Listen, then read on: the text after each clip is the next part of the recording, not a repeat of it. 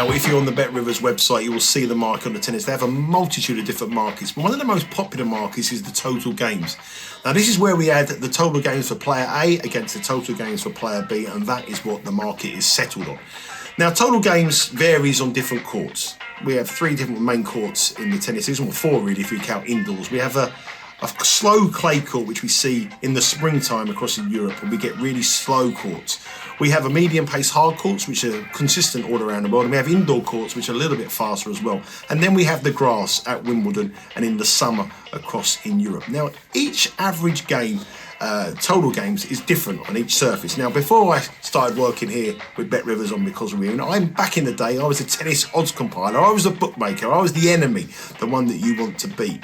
And what I used to do is I used to have a rough sort of idea on what total games I would pitch on each level of surface. Now, on a clay court tournament, as I said, it's slower. There's much more breaks in serve. So the games naturally are lower. 21.5, I would suggest, is around about the average line for a clay court match. Now, obviously in first round matches, when we got some big players who are dominant, who from the baseline, who try to win very easy, they come in a little bit lower than that, depending on the price of the players on the money line. If we go onto a hard court surface, then we probably go up one to around about 22.5. And then when we go into the grass court season, we know Wimbledon isn't as quick as it has been over the years, but they still go up.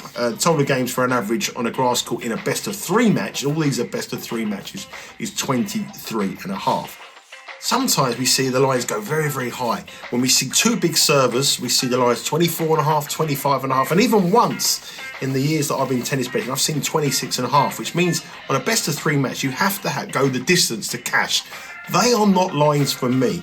I wouldn't get involved in those lines because we need so many things to happen for us. But on the flip side of that, we see matches on clay where lines have been as low as 18.5 and 19.5.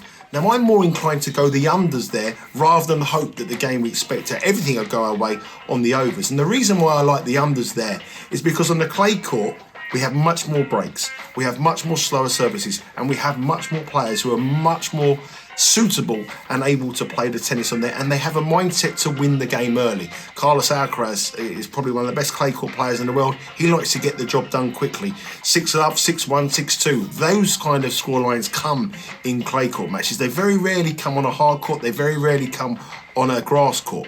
So I'm not going to play the overs 24.5, 25 and 26 and hope for the best.